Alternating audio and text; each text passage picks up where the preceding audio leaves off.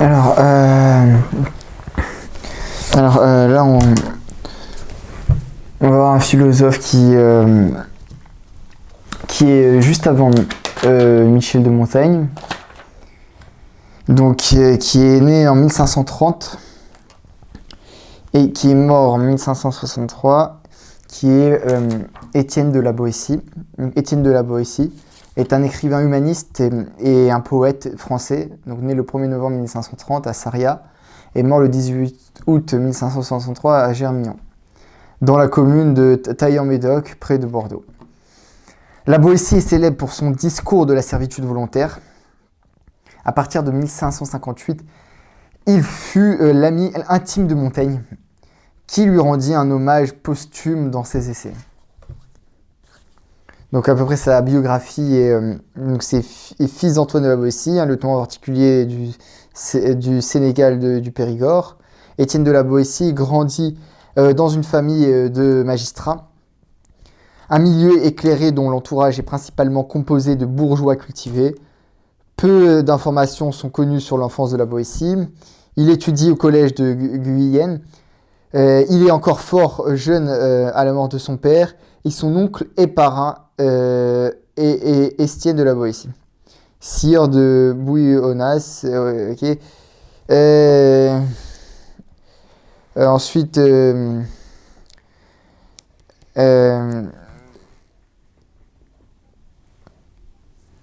est pour son neveu un second père, ce qui fait dire à Étienne qu'il lui doit son institution et tout ce qu'il est et pouvait être. Vers la fin de ses humanités, la Boétie développe une passion pour la philologie antique qui l'attire comme elle attire d'ailleurs tout son siècle. Il compose en manière de délassement des vers français, latin ou grec. Il rédige 29 sonnets amoureux et devient plus tard le traducteur des ouvrages de Plutarque, Virgile et l'Arioste. Par la suite, il entame des études de droit à l'université d'Orléans, où il passe son examen de licence en droit civil le 23 septembre 1553. C'est alors qu'il écrit son premier et plus célèbre ouvrage, le discours de la servitude volontaire. Ce court réquisitoire contre la tyrannie surprend par son érudition et sa profondeur. Il pose la question de la légitimité de toute autorité sur la population et essaye d'analyser les raisons de la soumission de celle-ci, entre parenthèses par rapport à domination et servitude. De nombreux exemples tirés de l'Antiquité qui, comme de coutume à l'époque, illustrent son texte, lui permettant de critiquer, sous couvert d'érudition, la situation politique de son temps. Son manuscrit sera publié en 1576, mais Montaigne a connaissance du manuscrit et cherche à en connaître l'auteur. Dès qu'il exerce des fonctions au Parlement de Bordeaux, de sa rencontre avec la Boétie, naît une amitié virile qui va durer jusqu'à la mort de ce dernier. La Boétie se lie également d'amitié avec Lambert d'Hanau, auquel il soumet sans doute les premières esquisses de son œuvre de la discours de la servitude volontaire.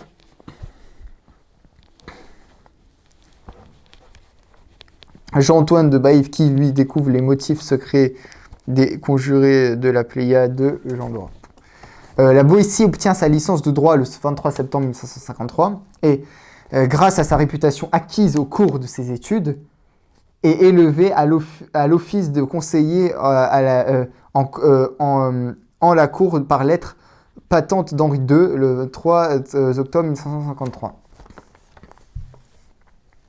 Le 17 mai 1554, il est admis en qualité de conseiller au Parlement de Bordeaux, 2 ans avant l'âge légal.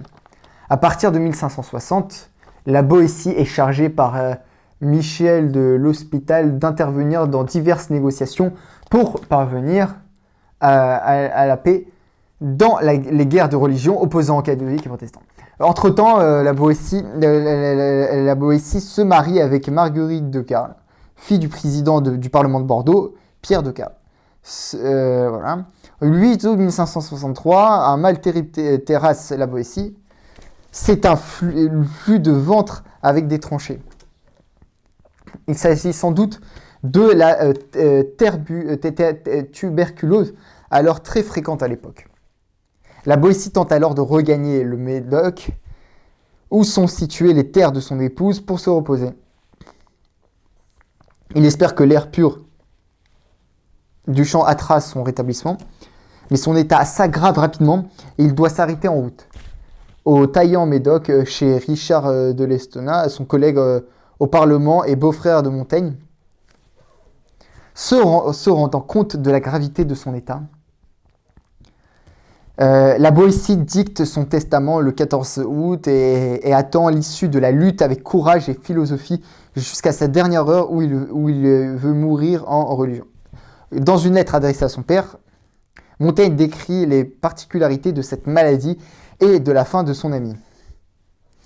Il se met à calculer et termine sa lettre en termes émouvants. Le 18 du mois d'août de l'an 1563, Étienne de la Boétie expire. Il n'est l'âge que de 32 ans, 9 mois et 17 jours. C'est à l'intention de son ami que Montaigne écrit le fameux chapitre sur l'amitié dans les Essais.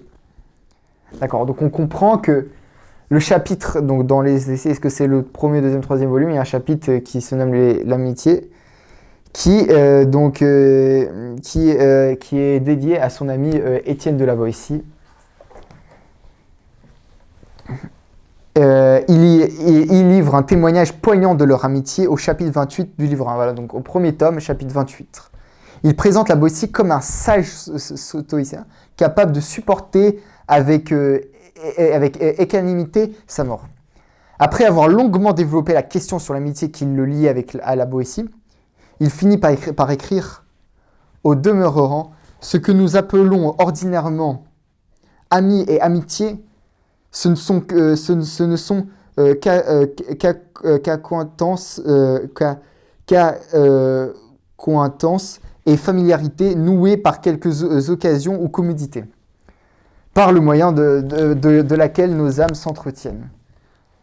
En l'amitié dont je parle, elles se mêlent et se confondent l'une en l'autre, d'un mélange universel qu'elles effacent et ne retrouvent plus la couture qui les a jointes.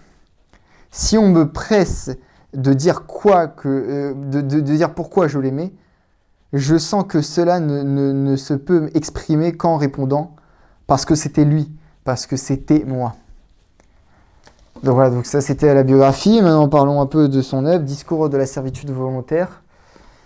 Lorsqu'il écrit ce texte vers 1548, Étienne de la Boétie est un étudiant en droit de 18 ans à l'université d'Orléans qui se prépare à une carrière dans la magistrature. Sans doute marqué par la brutalité de la répression d'une révolte antifiscale en Guyenne en 1548, il traduit le désarroi de l'élite cultivée devant la réalité de l'absolutisme. Le discours de la servitude volontaire constitue une remise en cause de la légitimité des gouvernants, que la Boétie appelle maître ou tyran. Quelle que soit la manière dont un tyran s'est hissé au pouvoir, élection, violence, succession, ce n'est jamais son bon gouvernement qui explique sa domination et le fait que celle-ci perdure. Pour la Boétie, les gouvernants ont plutôt tendance à se distinguer par leur impéritie, plus que la peur de la sanction.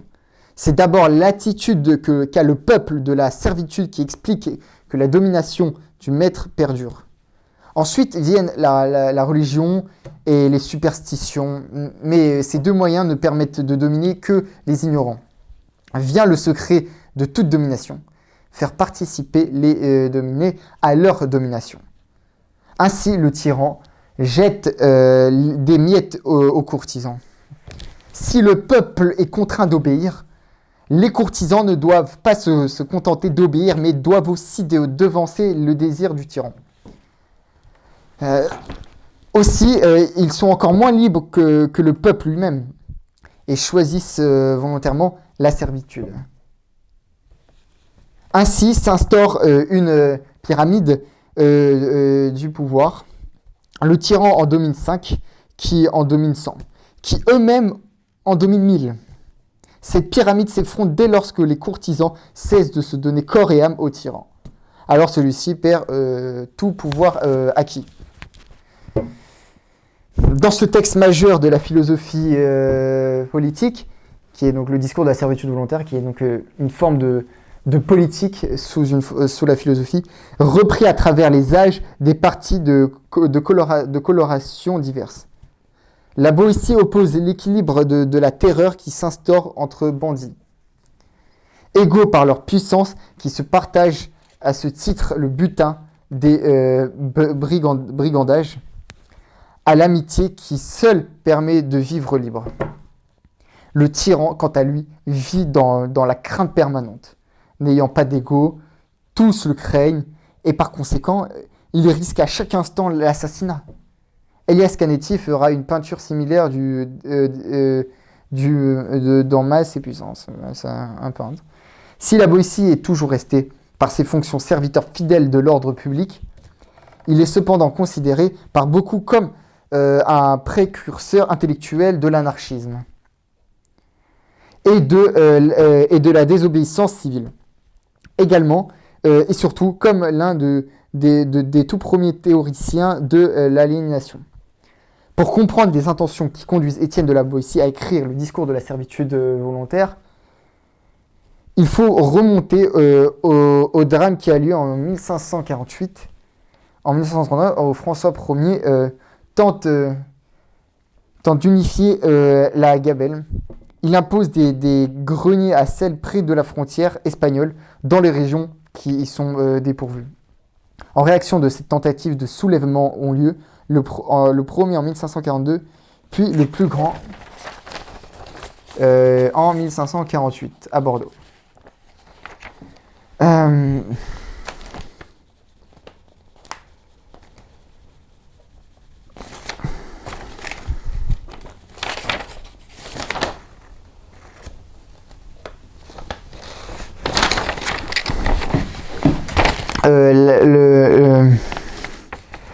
Le connétable de Montmorency rétablit l'ordre de la manière impitoyable.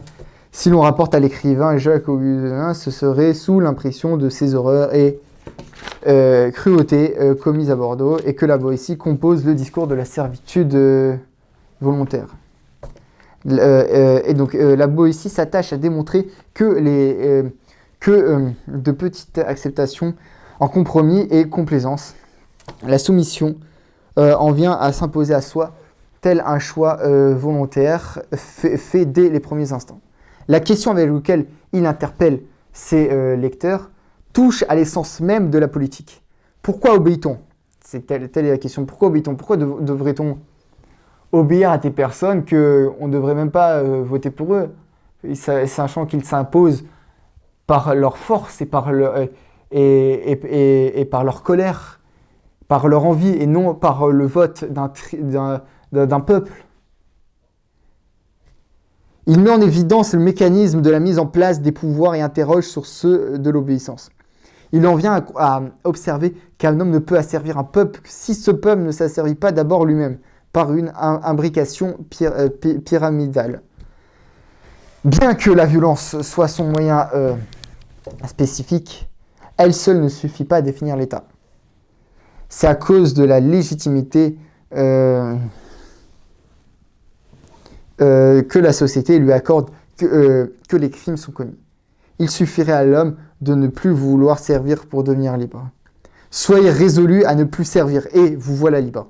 À cet égard, la Boétie tente de comprendre pour quelles raisons l'homme a perdu le désir de retrouver sa liberté. Le discours a pour but d'expliquer cette soumission-ci. Tout d'abord, la Boétie distingue trois sortes de tyrans. Les uns régnant par l'élection du peuple, les autres par la force des armes, et les derniers par succession de races. Les deux premiers se comportent comme un pays conquis. Ceux qui naissent rois, en général, ne sont guère meilleurs, puisqu'ils ont grandi au sein d'une tyrannie. C'est ce dernier cas qui intéresse la Boétie. Donc le cas qui est par succession de races. Comment se fait-il que le peuple continue à obéir aveuglément aux tyrans? Il est possible que les hommes aient perdu leur liberté par contrainte, mais il est quand même étonnant qu'ils ne luttent pas pour regagner leur liberté. La première raison pour laquelle les hommes servent volontairement, c'est qu'il y a ceux qui n'ont jamais connu la liberté et qui sont accoutumés à la suggestion. La Boétie décrit dans son discours les hommes nés sous le joug, puis nourris et élèvent dans la servitude, sans regarder plus avant, se contentant de vivre comme ils sont nés et ne pensant point avoir d'autres biens ni d'autres droits que ceux qu'ils ont trouvés. Ils prennent pour leur état de nature l'état de leur naissance. La seconde raison, c'est que sous le tyran, les gens deviennent lâches et effimés. Les gens soumis n'ont ni ardeur ni pugnacité au combat.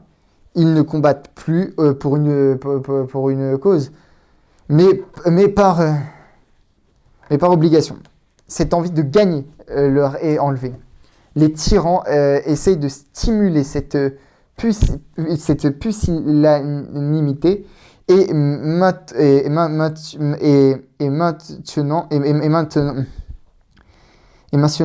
mentionnant les hommes stupides en leur donnant du pain et des jeux. La dernière raison est sans doute la plus importante, car elle nous dévoile le ressort et le secret de la domination. Le soutien est fondement de toute tyrannie. Le tyran est soutenu par quelques hommes fidèles qui soumettent tous les pays. Ces hommes sont appelés par le tyran pour être les complices de ses cruautés, ou se sont justement rapprochés le tyran afin de pouvoir le manipuler. Ces fidèles ont à leur tour des hommes qui leur sont obéissants. Ces derniers ont à leur dépendance d'autres hommes qui élèvent en dignité. Et à ces derniers est donné le gouvernement des provinces ou le maniement des deniers. Ce maniement est attribué à ces hommes, afin de les tenir par leur avidité ou par leur cruauté, afin qu'ils l'exercent à point nommé et fassent d'ailleurs tant de mal qu'ils ne puissent se maintenir que sous leur ombre, qu'ils ne puissent s'exempter des lois et des peines que grâce à leur protection. Tout le monde est considéré comme tyran. Ceux qui sont en bas de la pyramide, les fermiers, les ouvriers, sont dans un certain sens libres. Ils exécutent les ordres de leurs supérieurs et font du reste de leur temps libre ce qui leur plaît.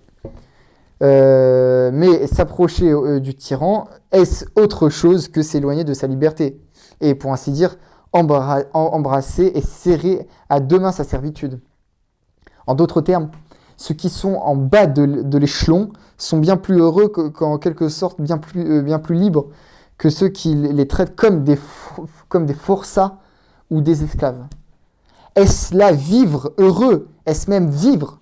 Cependant, la Boétie, ses favoris devraient moins se souvenir de ceux qui ont gagné beaucoup auprès des tyrans, de ceux qui, s'étant gorgés quelque temps, y ont perdu peu après les biens et la vie.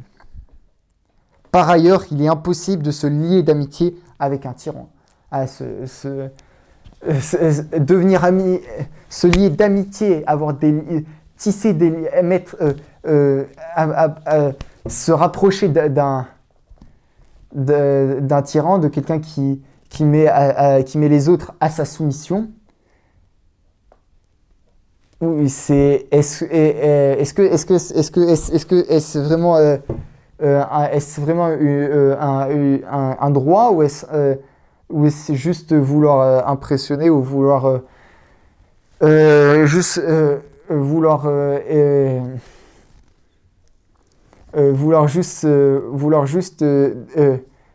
démontrer juste celui-là qui est au-dessus de nous pour pouvoir dire qu'en fait il est identique à celui-là qui est en dessous? Est-ce que ce serait juste pour démontrer ou juste pour voir c'est juste pour pouvoir démontrer ou pour pouvoir ou pour pouvoir uniquement pouvoir se rapprocher de lui?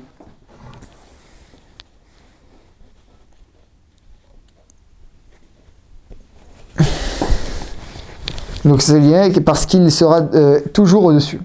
Il ne faut pas attendre de l'amitié de celui qui a le cœur assez dur pour haïr tout un royaume qui ne fait que lui obéir.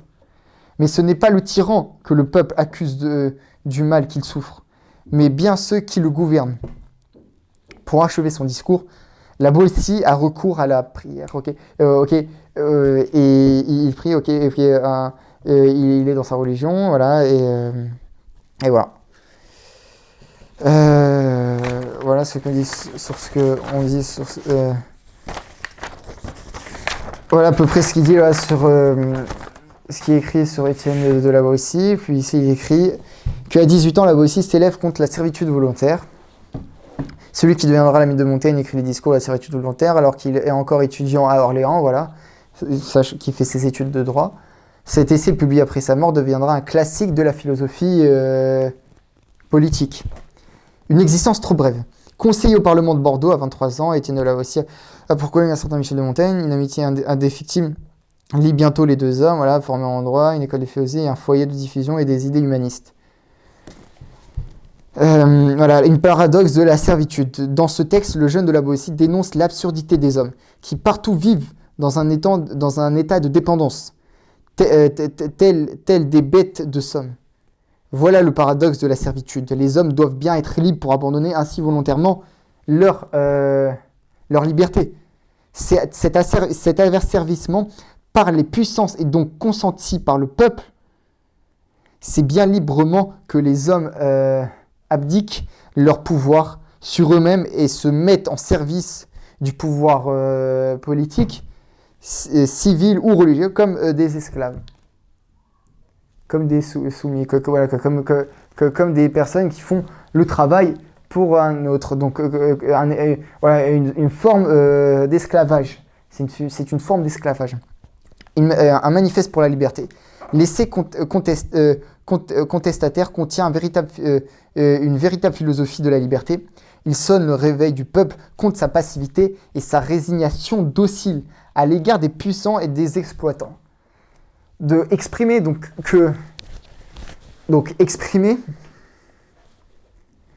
que les hommes se laissent aller par leurs sentiments, abdiquent leur liberté pour être soumis à des droits et à des lois civiles, pour pouvoir être en communauté avec la plupart des personnes qui sont autour d'eux. Avec